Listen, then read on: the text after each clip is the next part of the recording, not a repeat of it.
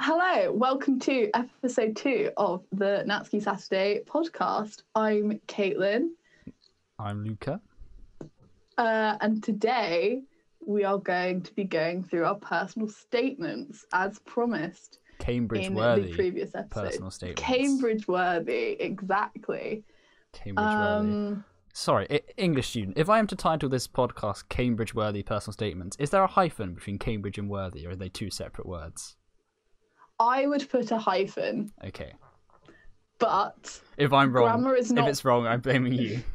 Grammar is not my strong point. I get roasted in my supervisions for my expression. I'm not good at. I had a comment the other day on an essay that was too many commas. It was just too many commas, and I was valid. Comma splices left, right, and centre. So true. So true, King. And Andrew roasted me for not knowing how to use a semicolon. Does anyone know how to use a semicolon? No. Okay, Andrew, we can't all do our undergraduate at Yale. Yeah, sorry, Andrew. Some of us are stuck to peasant Cambridge. I'm not apologising to Andrew. He's amazing. Bless that man. Right, whose personal statement are we going to look at first? I think, seeing as you're an English student, yours should theoretically be quite good. Does that mean, do we save the best till last? It's not going to be that. Stop hyping it up. It's definitely bad. I mean, we can do it whichever order. Okay. I do remember someone saying that your personal statement's the cringiest thing you will ever write. And I hope that's true, because it's quite a high level of cringe. It would be a real achievement to top it. I think especially because people that are quite good academically tend to also have quite low self-esteem. This is true. This is the one time where you have to flex. Yeah, they're not very good at flexing. But it is also interesting when you get people who are very good academically but aren't necessarily very good at language-based things, and therefore they have A's and A-star predicted grades with a personal statement that doesn't even count as English. It is definitely unfairly weighted, a personal statement towards kind of arts and humanities subjects.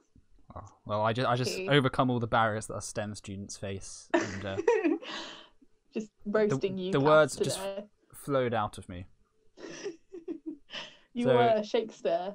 Shakespeare. Let's go. Let's do yours first then, if it's that good. Go on. Okay. So I believe this is my final one, because it's called Personal Statement 7th Draft. So I'm gonna go ahead and say that's the one we need. Okay. Can I hide this thing? Oh, it just goes. Okay. God. Yeah, it's on your screen and you can read it. Yep. So, starting off strong. Wait, I can zoom in. So we don't reveal too much at once. Starting off strong. Oh, Lord, I don't even want to read. Wait, also, I'm gonna... Shall I do a dramatic reading? Wait, I'm gonna do this a different way. I'm gonna zoom in here. There we go. It is. Dramatic reading. Show us your knowledge of punctuation and grammar.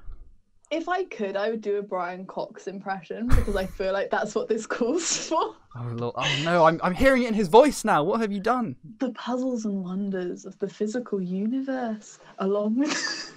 Maybe that's bullying. The puzzles and wonders of the physical universe, along with the mathematics behind them, have never failed to captivate me beyond all else. Beyond all else, Luca. First off, load of twaddle squat. Yeah, but, how else do you start? How would you start a personal statement? Honestly, the thing that captivates me beyond all else is probably the Pokemon games. Quite like those. Always have done, Valid. Always will do. Unfortunately, you can't do a degree in Pokemon. There was some university I saw is now offering a degree in esports, like esports management or something. You used to be able to do degrees in Klingon, as in the language from Star Trek. Sorry, did you really think I didn't know what Klingon was? Sorry. Which I think is insane, because as well, crazy. Have you heard Klingon? They're like... God. You're all welcome for that lovely piece of ASMR there. Might have to get a linguistic student to analyse your interpretation of the language there. Shout out to you, Alex Provost. Absolute legend. Alex, if you're watching / listening to this, we love you. Please do. Please bully me. After being introduced briefly to the notions of wave-particle duality and discretely quantized energy by the A-level physics course, I would be lying if I said I knew what that meant. I knew that I had to read more about the mysterious quantum mechanics. So Scooby-Doo up in here. So the wave particle duality and discretely quantized energy is literally it is directly what it means. So, you know, things can be waves and particles at the same time. It's kind of wacky and kind of wacky. And energy levels can be given specific values rather than a range of values. We'll say that. Cool. But I just love the idea of you reading the A-level physics textbook and being like, "We've got a mystery on our hands, gang. It's mysterious." Oh no, I owned my own copy of the second year physics A-level textbook, but not the first year one. Unfortunately, this is first year content. Pathetic. Pathetic. And so, wave particle duality, that was actually the thing that... So in my Imperial interview, I was asked about it, and I basically quoted exactly what the textbook says, and then the interviewer was like, sort of, but not really. You're so salty about this. I don't know how many times I've heard you say about this, but it's very funny to me how angry you get about it. Professor Chris, what was I supposed to do? Have a better definition than the textbook? Yeah, Professor Chris. The questions I was left asking and my desire to understand further were fulfilled when I read John Gribbins' In Search of Schrodinger's Cat, which I found to be a truly insightful and intellectually stimulating introduction. I'm sure he's so glad that you found it intellectually stimulating. He was like, you know what, I want this like 17-year-old kid to really enjoy this book. Like, it needs to be intellectually stimulating for him, not my years of research. No, it's written for the layman. It's written for the layman, sort of. Okay, valid. As I read more around the subject, I was constantly fascinated, that's a Brian Cox phrase, by the counterintuitiveness of it all, and found new bridges forming within my knowledge of the natural sciences, giving me a sense of satisfaction that I was able to understand and interpret what I was reading. The transcripts of Richard Feynman, is that the guy that played bongos in the strip club? Yes. Absolute legend. I remember things you tell me. Way. He is my favourite. I was talking about him the other day. He's my favourite physicist. Rest in peace. Bless him. Such as the character of physical law and absolute quantum banger. Electrodynamics. Also an absolute banger. Sound thrilling. Quantum electrodynamics is what one of the things Feynman was most known for, and in fact, it's what he won the 1962 Nobel Prize in Physics for. The more you know. Just spitting facts. We said that at the same time. That's cringe. Also thoroughly enjoyable to read, as he always makes a point of highlighting how weird and wonderful the universe can really be. Sorry, I shouldn't laugh as much as I am. It's just very... I was intrigued as to how one would write a personal statement for a STEM subject, and this is like, yeah. I get passion from hilariously bad. No, it's not. It's good. Genuinely, I believe that studying physics would allow me to learn more about these aspects of the universe than any other discipline. Well, you're right there. I think we can come back and do some analysis and feedback at the end. We'll do a dramatic reading of the whole thing first. Oh, here we go. Here we come to the bragging, and these are the bits that all are impossible to not make cringe. I have achieved numerous. Not just one, not just two, numerous gold awards in the UKMT mathematical challenges. Fucking nerd. Including qualifying for the 2018 Senior Kangaroo. Yeah, they give them weird names, okay? And by that I mean so they have like the base challenge, which, you know, anyone can enter. And people that do really, really, really well can go on to do the Olympiad. I never did that because I never really tried that hard in the mathematical challenges, but I knew people that specifically studied for them and did actually end up doing the Olympiads. Anyway, if you do really well but not quite well enough to do the Olympiad, the next round is called the Kangaroo for some reason. That's very strange. But I did the Kangaroo most years that I did the mathematical challenge, I think. Mathematics is another love of mine. He has many loves. He's a man of many layers, and another one of those loves is mathematics. As my TikTok bio says. Gamer mathematician lover. Moving swiftly along. And I am very aware of its importance in physics, especially at degree level. I relish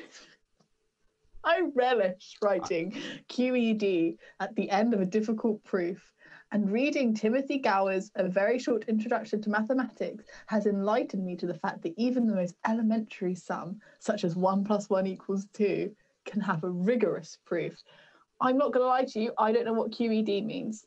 It's Latin. It stands for Quod Erat Demonstrandum, and it translates to what was to be shown, or something like that. And so basically you write it to signify the end of the proof and that you have proved what it was asking. And I still do that. So it was one of my A-level math teachers said we should write it to signify when the proofs end, because you don't really do any proofs until A-level. And when people first do proofs at A-level, they have no idea how to lay them out or structure them or anything. So the teacher just said, as a tip, just put QED at the end to show that, well, you finished the proof. And that's something I still do. If you look at my supervision work, there's QED left, right, and centre. That's a fun little fact. Fun fact. That's a fun little fact. At school, I have taken part in the Lucid, that spells lucid, I can't read, research project in which a team of 3 of us studied the South Atlantic anomaly. What's that? Oh Lord, you have no idea how many times I've had to talk about this. Okay, I had to present this project. You don't want to. I had to present this project many times, and out of the 3 of us, of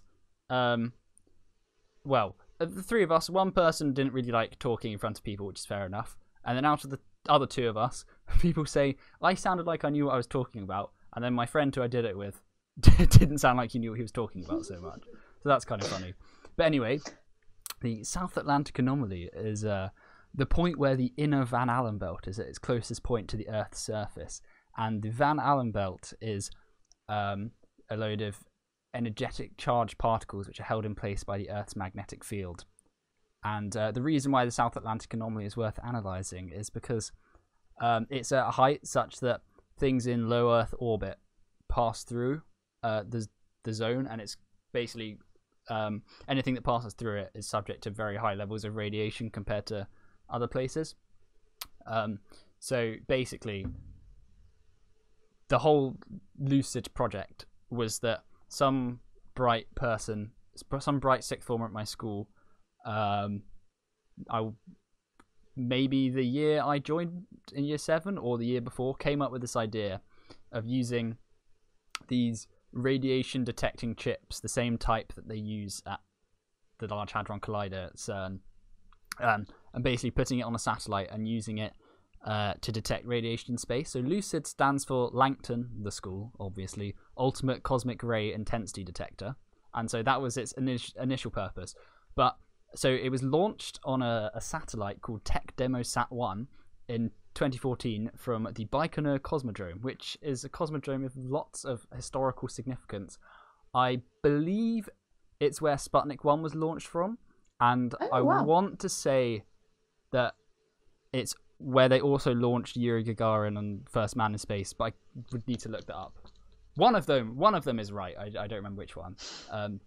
Yes, it's in Kazakhstan. Anyway, so I started doing the project in 2018, 4 years after the thing was launched. So they'd done a lot with the data, and this studying the South Atlantic anomaly was basically a continuation of some stuff that people in the year before had started, but it was basically only focusing on quite a small part of the data, and it's sort of just like picking up the scraps, finding something to do with it. Anyway, what was I meant to... Oh, South Atlantic anomaly. Fascinating. Yes. So it's radiation that causes problems to things. That does genuinely sound interesting, I'm not going to lie to you. And I don't say that often about physics. I see. So that's a major compliment to you. Thank you. By analysing radiation data taken by satellite in orbit around the Earth. We presented our work at the Institute for Research in Schools conference, and this project inspired a newfound love of computational physics. Newfound love. There's lots of loving in this. There's lots It's of very free and loving. easy. Lots of love, lots of Lots of love. passion. It's like the 60s all over again. I have since written programs and simulations for the likes of projectile motion. I spread projectile, brain went to vomit. That's not what I'm talking about. In the programming language Python. I know what Python is. Big Woman brain. in STEM. Woman. Yes, you are a woman in STEM. Yes, queen. My other experiences of the natural sciences include aiding in a Cancer Research UK funded project within the Department of Biosciences at the University of Kent to understand the APOBEC3 enzymes and their role in cancer development. That sounds cool. Yes, but what the admissions tutors don't know is that basically just means I went to work with my mum. I mean, so I did actually fair enough. do some things. I did some pipetting. She explained what they were doing. At that stage, the project was very early stages, and they were actually part of what they were doing. They were working on this experiment or this method, which was actually developed in Cambridge, and it was basic. Okay, right.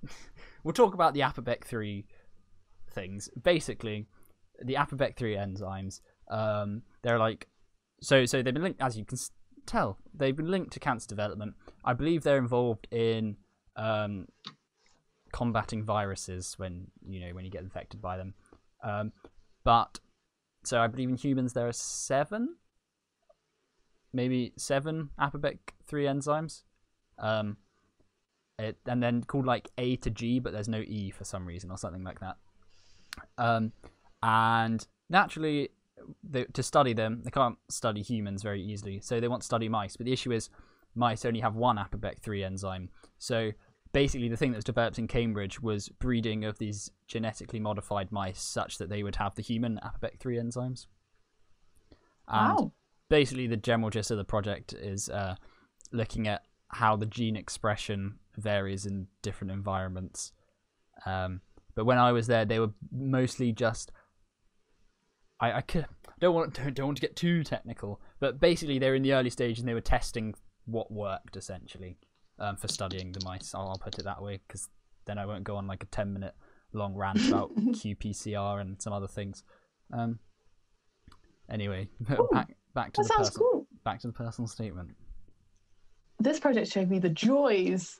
Lots of joy, again, it's lovely, of scientific research and how rewarding it can be when hard work and perseverance lead to new and exciting results. Additionally, I received a silver award in the 2019 Cambridge Chemistry Challenge, which you spoke about last week. I did, but... Very talented man. Of course. At my school, I am currently serving as house captain, enhancing my skills in leadership and communication, which I feel will be very useful for managing a team during a laboratory experiment or group project. Yes, They are very similar things. They are very similar. Look. You have to make these tenuous links when you're writing a personal statement. Yeah, fair enough, honestly. Completing an extended project qualification, along with balancing my various other endeavours with my schoolwork, has helped me to progress my skills in time management that would be critical during my degree. So true. But do any of us have good time management? No. Hey, I was done with all my work by 5 o'clock today. I'm bawling. I haven't read the book for this week. No, I don't have to write the essay until it has to be in like end of the day Monday. But it's Paradise Lost, so it's long. I think my time management, see, it's very hard to be motivated at home, but my time management, I think, is good enough that I get everything I need to do done each day. Just often it'll be at weird times. But today we were nice and prepared. Well done. But yesterday my work hours was like 1 till 11:30. Fascinating, yeah. Sorry, that sounded really passive. Furthermore, I have tutored in the sciences and mathematics to a GCSE standard with successful results, including helping my tutee achieve his first ever A star in physics. That's so Humble cool. brag. No, that's like a nice thing to be able to brag about, though. Yeah. This is true. Right, are you ready? Are you ready for the best closing statement of a personal statement? I'm so excited. Closing statement of a personal statement. The ending is simply sublime. This is... Prepare yourself. I'm prepared. I wholeheartedly believe I have the skills and the passion. It sounds like something someone would say on The Apprentice, to excel in the subject of the physics. I have the skills and the passion that Lord Sugar is looking for. By studying it, I wish to continue to be as awestruck as I previously have been by marvels such as the particle accelerator at CERN and the first ever picture of a black hole. That's nice. That's good. You seem passionate. You seem excited. Yeah. God.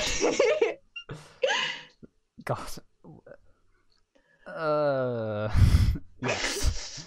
Excited. I have the skills and the passion to excel. I will excel. Right. And the lack of social skills. That's a joke. You have many social skills. Hey, I was a house captain. Yeah, exactly. It's funny because we didn't actually have to do anything as house captains. We did throughout the one academic year that we were house captains. We had to do maybe 2 things in my house. That was good. Still got to write about it in my personal statement though. Of course, that's the only reason why you do those things. Analysis. See, we need to give viewers that are maybe applying to university. They want the tips. How do you write a Cambridge how did you person? write that, Luca? How did you go about writing your statement? So as you can see, this is the 7th draft. I got feedback from a few people, and so some things were written based on the feedback. But normally that was just rephrasing or cutting bits out and stuff like that, rather than telling me what to write about or really doing any significant change to any of it. So obviously the personal statement has to start off with a strong opening statement. Nothing along the lines of ever since I was 4 I thought space was cool. Yeah, space is cool.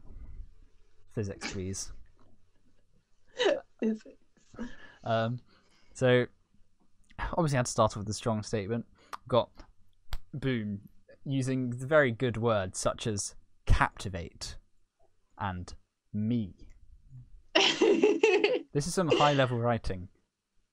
James Joyce could never. Obviously, no, honestly. Then I don't know, I guess the paragraphs sort of break it down into different things. So first paragraph talks more about what got me interested in physics. Then we start the bragging.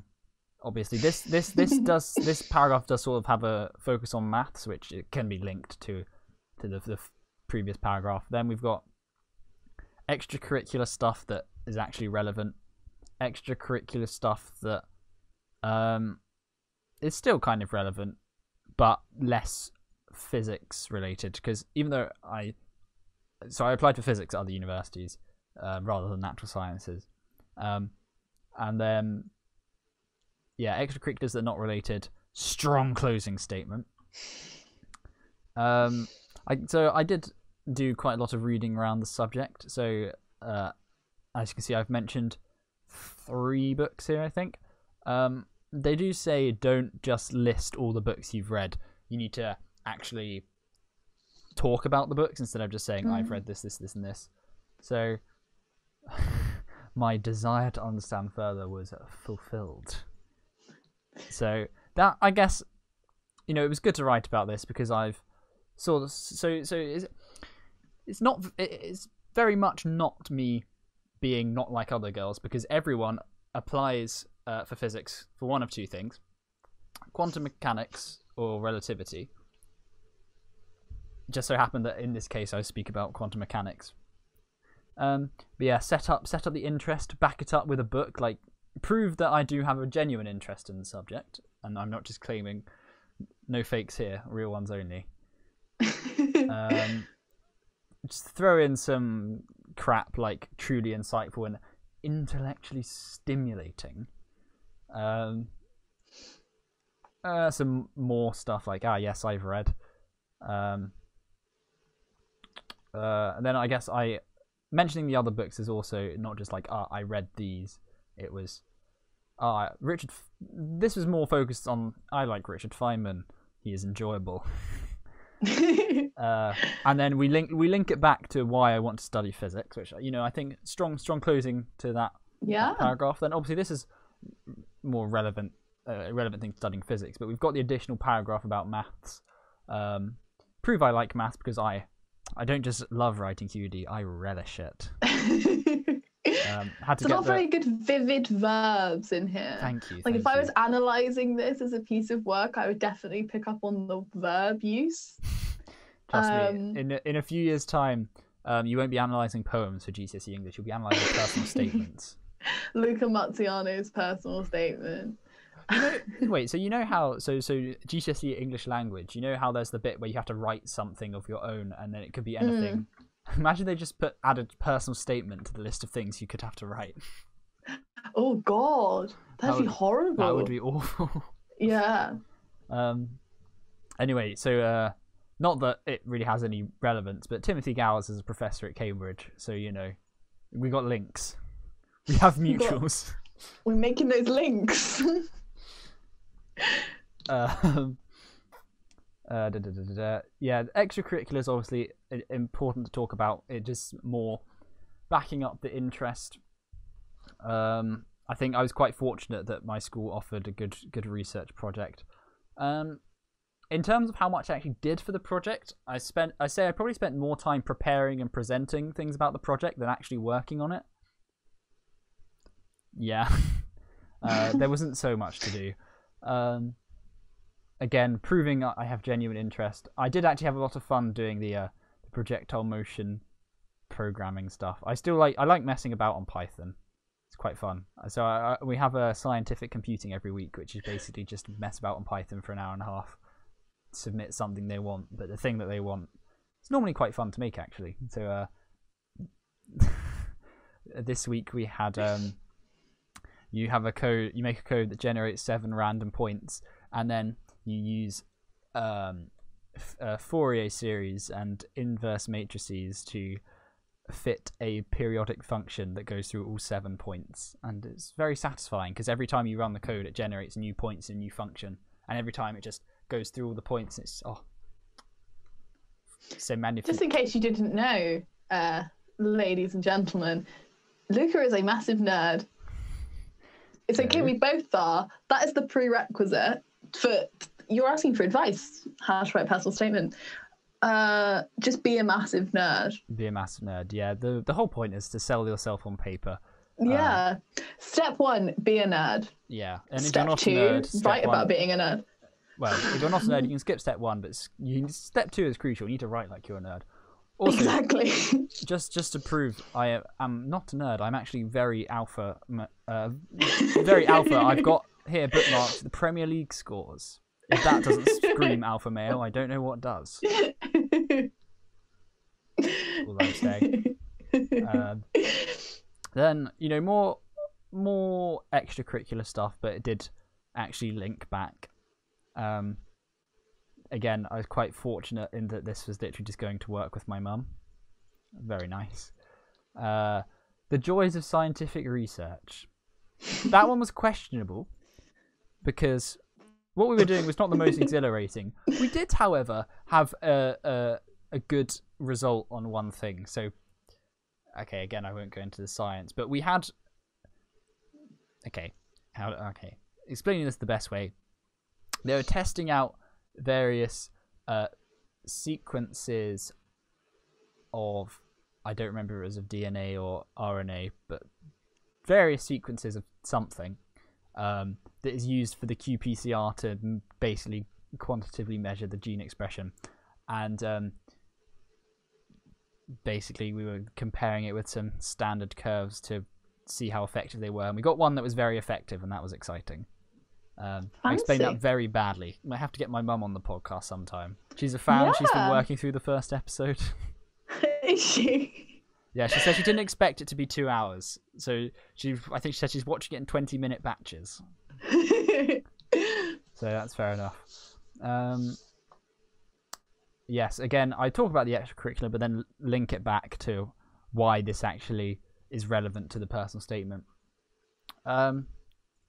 This, not a fan of getting the silver award. I think I was like 1 or 2 marks off the gold award.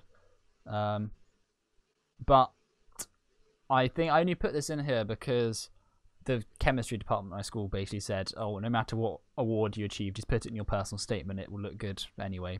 So clearly it looked good enough. Yeah. Then not related to extracurriculars with the exception of the tutoring. This is just to prove... I don't know what it proves. I guess I have tried to... I'm well-rounded. Yes. I'm not confined by my love of science. I also like words. Among other things. Many layers. Yes.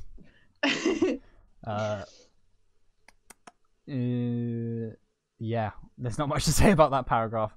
Then you've got to end it on a strong closing note. So we've got this dramatic ending, particle accelerator at CERN. Basically, that's just to get in somewhere that I had visited CERN. The skills and the passion to excel. Jesus Christ. Valid. Yeah, it being funny, it's still funny though. It doesn't matter how valid it is. The thing is, everything you write feels cringe. Feels cringe. Like, it's impossible not to write something that feels cringe for it. So this is true. This is true. Yeah, if it feels cringe, we're doing it right. It worked, but I think, considering in my interview for Cambridge, I wasn't asked anything about my personal statement. I think as long as your personal statement is, comprehensible English, I think it's fine. Comprehensible English, show that you do actually have an interest in the subject. Don't lie on it, obviously, like I did. Don't say that you discovered the joys of scientific research. There was no joy. There was only pain.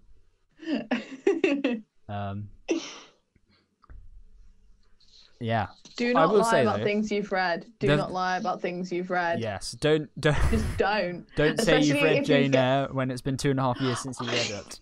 I didn't. I mentioned that in interview. That isn't in my personal statement. It's different. We'll get onto your personal statement in a minute. But honestly, because if you get an interview, the chances are the book that they ask you about is that you've put on your personal statement is going to be the one that you haven't read. It's just stupid. Just don't do it. Or just read the book. At least read the book between the time of... One tip for physics is don't put anything about a brief history of time on your personal statement. Is that Stephen Hawking? It's Stephen Hawking. While I did read it, I did not mention it because it's one of those books that so many people mention, and surprisingly, a lot of people haven't actually read it, but just say they have. So it's the equivalent of applying for psychology and writing about the Stanford Prison Experiment, or applying for architecture and talking about grand designs. It's just something you don't do. Geography and writing about prisons of geography. Didn't both the geographers do that? No, Amelia did, but when Alex was riffing on her about it, she was like, no, I wrote about it in a cool way. I did it in a different way. A cool way. A cool way. Yes. But to summarise my personal statement, waffle that makes you sound like a nerd. Onto your personal statement. Mine is very much the same. What, you wrote about physics? Where is it? There it is. Here we go. Ooh. This is exciting. We've committed the cardinal Oh my gosh, sin. she's even got something in the header. My goodness. This is professional. Yeah, I always used to do this. I don't know why I did this. No, you started with something about when you were a certain age. That's what I'm saying. It's so cringe. It's so cringe. Go on then, Luca. Go on. When I was 10, I borrowed my grandma's copy of The Mystery of Everglades. Is it Everglades? Okay, that's right. It could be Everglades or Everglades. I do science, I don't read. Our research paper is just written in maths. Anyway, sorry, I'll restart. When I was 10, I borrowed my grandma's copy of The Mystery of Everglades. I nearly said Everglades, because that's what I was thinking in my head. Okay. Sorry. When I was 10... Why did you start like this, damn it? When I was 10, I borrowed my grandma's copy of The Mystery of Everglades, a children's novel that she had read as a girl. Inside the book, I found her annotations from 60 years ago scrawled in its margins, her favourite passages underlined, and pages dog-eared. There is a kind of magic in finding lines in a book. Finding lines in a book underlined. The flow is immaculate. There is a kind of magic in finding lines in a book underlined by its previous owner, acting as a record of the powerful connection that they had formed with the text. From that moment on, I began to record my responses to the literature that most affected me, scribbling in almost every book I could lay my hands on. In the essay, Never Do That to a Book, part of my favourite essay collection, Ex Libris, I hate it. author Anne Fadiman, interesting name, explains that readers use annotation as a way of transforming monologues in dialogues. Yes, King. Oh my god, it I'm should 14 be into and this is deep. dialogues. It should be into dialogues. Oof, That's misquoting. hideous. It's fine, It's fine, it's fine. It's not like they're going to read it. And expressing their connection with text in a tangible way. Tangible. I see. Tangible. Tangible. I use that word all the time. That's like one of my buzzwords that I use all the time. I do like the word tangible. I like talking about tangents as well, as in the maths dichotomy. thing. Dichotomy. I love the word dichotomy. I liked calling things Tangible. a rigid dichotomy is the best kind of dichotomy. That's Ooh, spicy. spicy. You know, STEM students and literature students. It's a rigid dichotomy. It's the handshake thing. STEM student thing. Rigid dichotomy. Sorry, carry on. Anyway, where was I? My continued annotation of literature has contributed to my desire to interrogate texts beyond their surface meaning, and has led me to pursue the study of literature at university. When you say interrogate the text, do you waterboard them or something? I have like a lamp. We're doing good cop, bad cop. Who are you working Disgusting. for? Who was your real reading, author? though. Was it Christopher Marlowe? Me with Shakespeare. No, that's a joke. Shakespeare did write all the plays. Anyone who thinks different can leave. Ooh, T. We'll do a whole episode on Shakespeare. Caitlin just ranting about various different things that piss her off about Shakespeare Academia for 10 minutes straight. Honestly, 10 minutes. I could You do could stretch that to at least an hour for a full episode of the Oh, podcast. absolutely, Lovely. I could. Lovely. All right, moving along. As part of this interrogation, I'm glad that you've put the marks around it to indicate it's not quite interrogation in the classical sense. As I say, there was probably no waterboarding involved, or those medieval devices they used to stretch people. I've got John Donne here. I'm just like the lamps on him like this. We're just interrogating. Anyway, carry on. As part of this interrogation of text, I enjoy. Oh, sorry. I thought you'd put enjoy instead of enjoyed, but I realise you're not talking about something that's happened. You're talking about something you do in the present moment. Yes, I understand tenses. Anyway, as part of this interrogation of text, I enjoy developing my knowledge of the context surrounding what I read, with history and literature being closely intertwined. This interest in the link between text and context has meant that essays such as Dale Spender's Women in Literary History. Sorry, the reason why I laugh. The reason why it's nothing to do with women in literary history. It's because Luca Marziano, misogynist.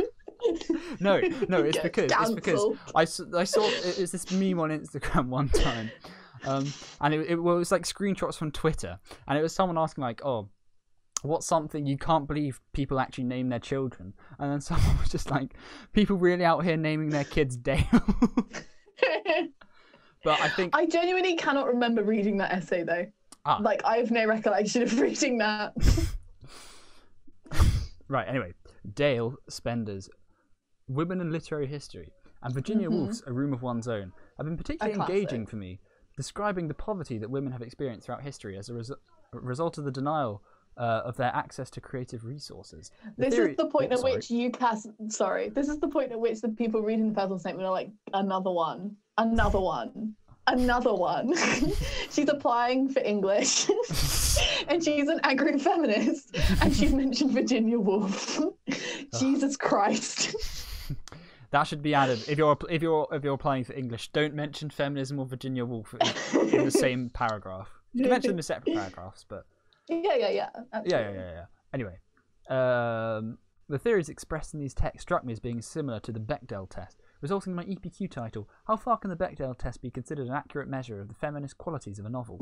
Feminist literary criticism is of enormous interest to me, and as part of my project, there are a lot of commas. Yeah, there are a lot of commas. I have become Andrew. That's literally you're giving me war flashbacks to my supervisions because you're in the little corner of the Zoom. Like there are a lot of commas, Caitlin. Oh boy, I can't wait to recreate the Deer Hunter, but instead of a Vietnam veteran, it's a veteran of Cambridge English supervisions. Anyway.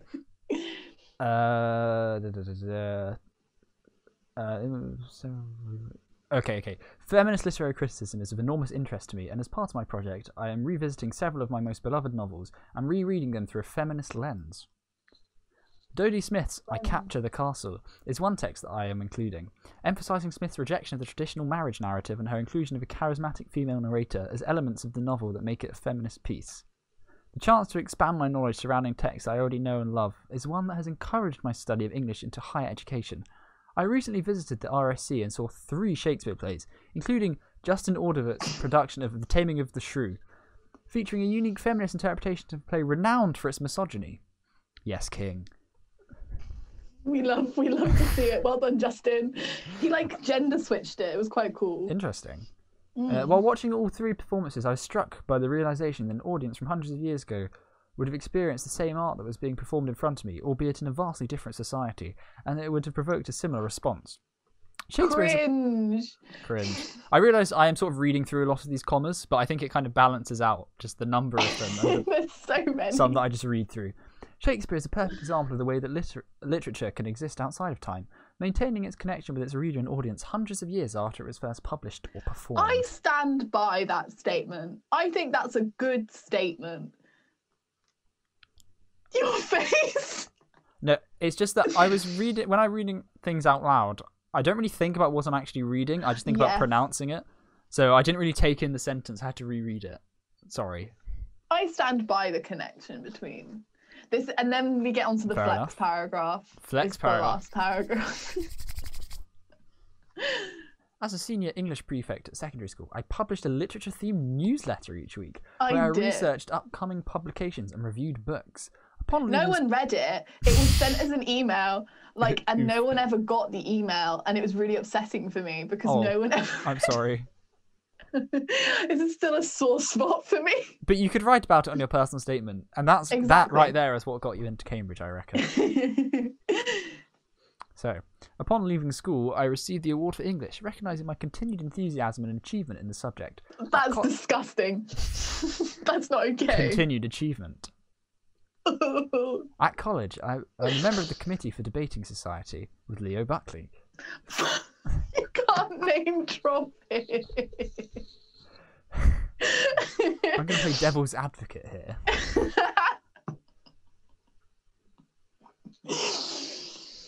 Let's say, hypothetically, I'm on the Committee for Debating Society. Let's say, hypothetically speaking, I'm on the Committee for Debating Society, and I, hypothetically, take the role of the Devcal's hypothetical advocate. Bicep. Thing is, I was on the committee, but I did literally nothing. I was just in the group chat. And I used to argue with Leo about Quentin Tarantino. Did you at least send debating memes from time to time, from r/debating?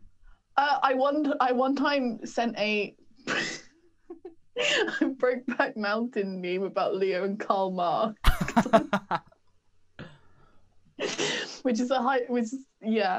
No, I wasn't that funny. Won't question it. I'm sure you were very funny. Question it. It was very funny at the time. Handlights worthy. For the last 4 years, I've volunteered at my local library for events such as Summer Reading Challenge. I missed out of the Summer Reading Challenge.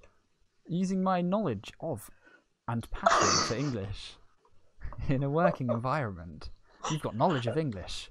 I was so cool. I volunteered in the library.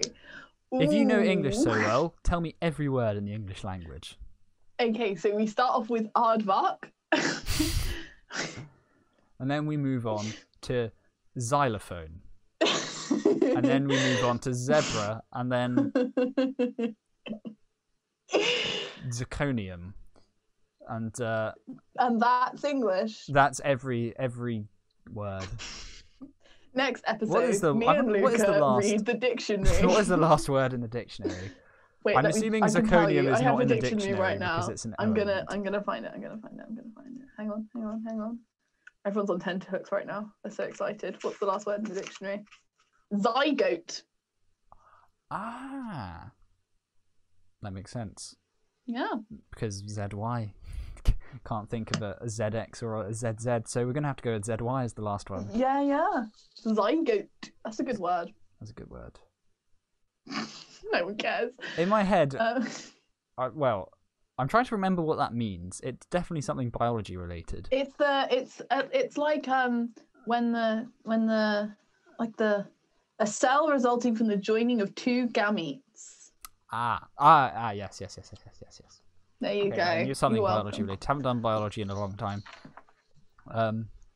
Anyway, where were we? For me, I feel like this is going to be a good sentence just from reading the first few words. For me, literature is one of the few human creations that can transcend history, provoking the same reaction from those who connect with it in the 16th century as it does in the 21st. And it is this that makes it such a fascinating art form. Through studying English, I wish to understand why literature is so different to other forms of art, and why people's connections with literature is so ineradicable. Dropped mic. Wait, that is the end. I have nothing to say other than, oh my god. Analysis time. Yeah. It transcends history. Drops mic. Caitlin watched Inception once. No. Starts talking about time. Christopher Nolan, who I only know Caitlin Judd's personal statement. This is the original screenplay for Inception. Which is 9 years later. Okay. We're starting off strong. The film with- just... Oh my god. Leo's real What? totem is the mystery of the Everglades. Can you stop name dropping him? Oh my god. He listens to this. I was referring to Inception. Oh, DiCaprio. I forgot the character's name. Cobb. Yeah. It's been a while since I watched it. We're gonna We're gonna continue to name drop Leonardo DiCaprio. We're gonna gloss over that. Oh dear. Okay.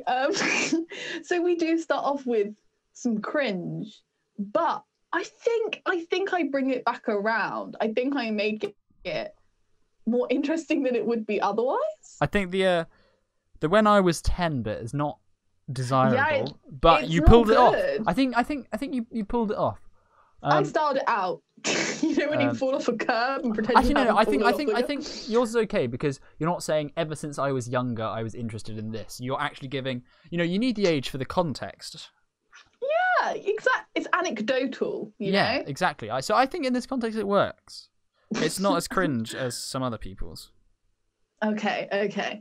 I do think kind of magic is highly, as much as I believe that, shut up. Like, stop talking. Shut up. Be quiet. Like, that's so cringe. Pipe down, disgusting. English student.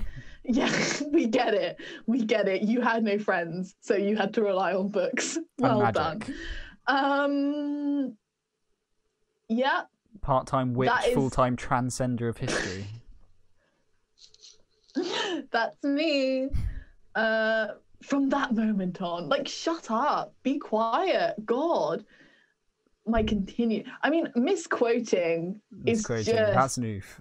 I bet I can't Andrew believe would go to that. town on your personal statement. He really would. He really would. I do He want wouldn't to. have let me in. I'd like to have some feedback from like admissions tutors that actually read my personal statement. Oh God, I really wouldn't. No. Because if you think about it, like we roast our personal statements, but let's be honest, can they get much better? Like, yeah, I had some friends who had some pretty brilliant personal statements, but were they really?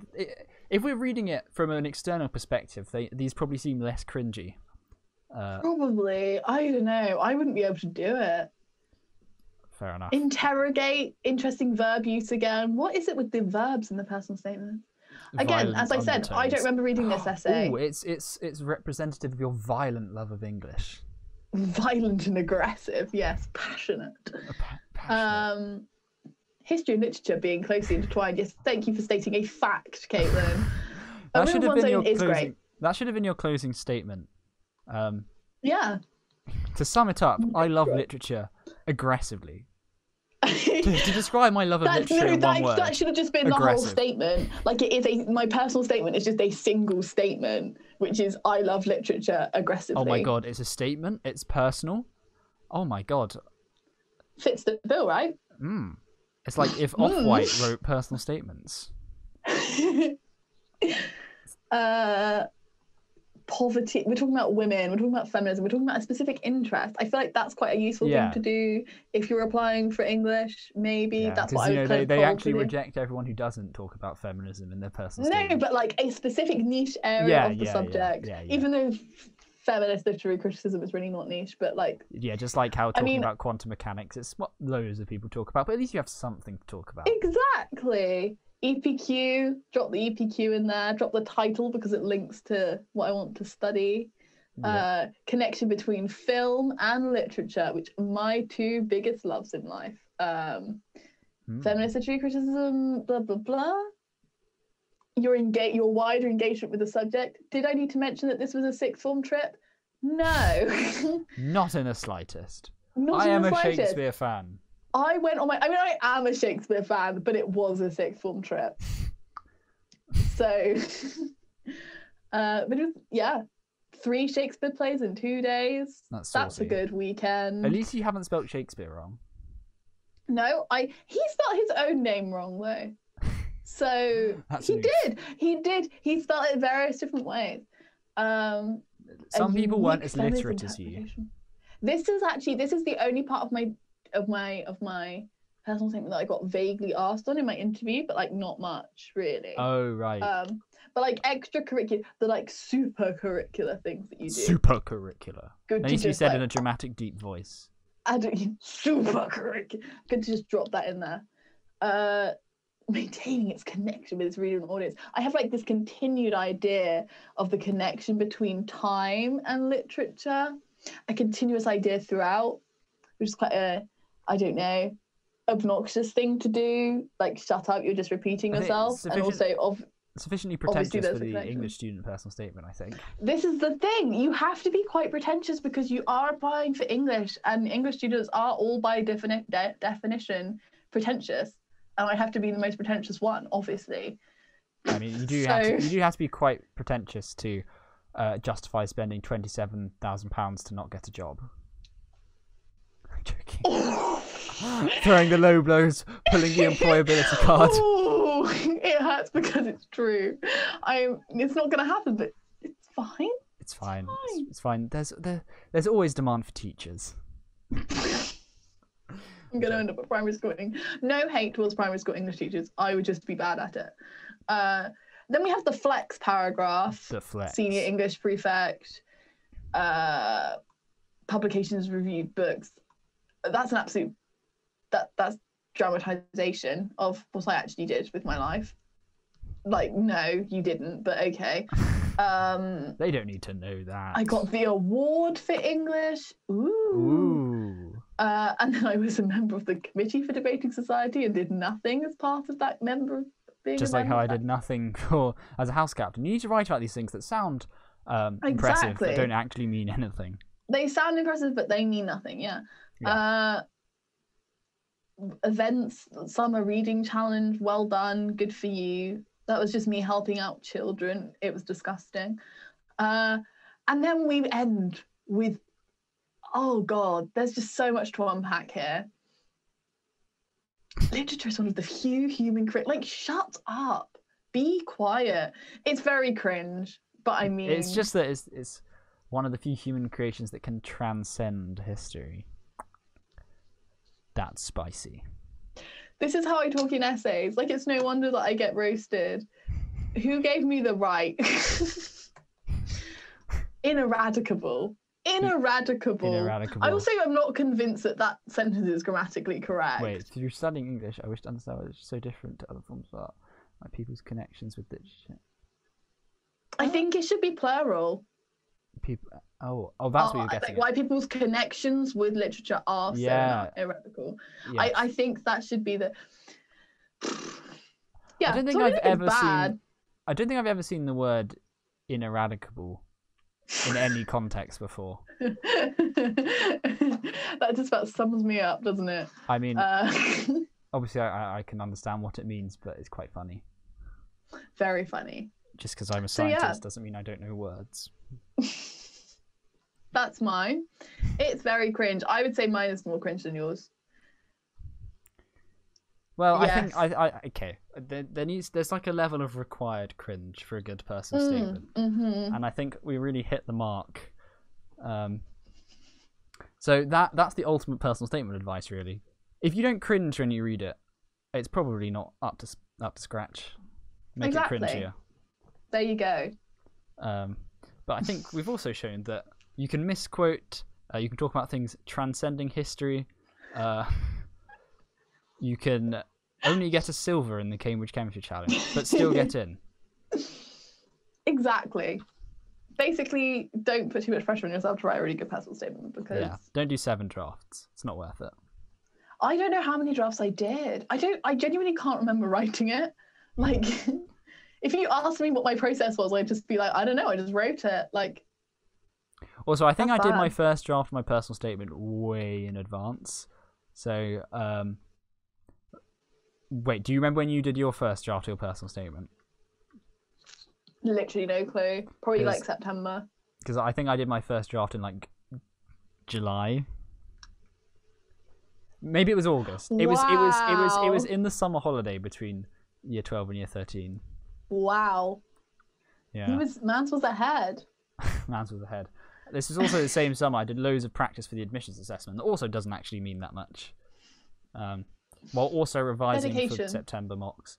You know, that level of work ethic, it's never been matched. You peaked. I peaked. It's been a downward spiral since then. I've rediscovered my love of Minecraft and YouTube. That's like me though. Like I used to read, the fact that I literally used to read like a book a day when I was like 14. That's mad. Imagine. Now I'm like, I don't want to read this one sonnet. I can't do it. And you're like, what is the minimal amount of reading I can do this week? And still I think 14 lines. At least you can cover a whole sonnet with that. You're just about right there. Well done. so smart. It's week 5 and I am not okay, but we're thriving. We're thriving. Anyway. Oh. Ooh. We're in sync. Oh my god. The chemistry. I think everyone's just gonna, our reviews in The Guardian are just gonna be like, yeah. Yes. We have such good chemistry. I wonder if there are people that are employed to review podcasts as a full-time job. It's like quite a big deal in terms of media now. Yeah, like we are just doing this for the lol. Because obviously there are film critics, literary critics. Where are the podcast critics? Podcast critics. I would do that. I love a good podcast. But I feel like like, I don't know. I feel like it's, even though it's all quite subjective, I feel like podcast enjoyment is, there's like, not, it's very, I don't really know what I'm getting at here, but I feel like it's slightly more subjective. I think I know what you mean. Like a podcast is very personality based. So if you're criticizing that, you're basically just criticizing someone's personality. Yeah, so it's like if you criticize a film or a book, you can say, the plot's terrible. And sometimes those things can be considered bad in a more objective sense. I know there's not really any objective bad, really. But, you know, society has certain criteria. We sure do live. We sure do live in a society. I think we'd get 10 out of 10 on TripAdvisor. Absolutely. Anyway, I think that's all we plan to cover today. Yeah, that was fun. That was great fun. Thank you very much for joining us. Even though this has been a much shorter episode than last time, I doubt anyone except maybe my mum has made it this far. I mean, it's we fun are talking. basically just doing this for our own enjoyment, let's be honest. Yeah. Anyway, bye, Mum. What will we be doing next week, Luca? Ooh, I think we should have a first term review. And something we need to address for the viewers. What is Natsuki Saturday? I think that comes as part of the first term review, not third term, sorry, third episode, first term review. What is Natsuki Saturday? The question everyone's dying to know the answer to. Only a select few people know what Natsuki Saturday is. Exactly. It's very niche. You will be let into the secret. Yeah. Thank you, Luca's mum, for listening. Thank you, Mum. I hope this one wasn't too long this time. Any constructive criticism is welcome. Goodbye. Goodbye.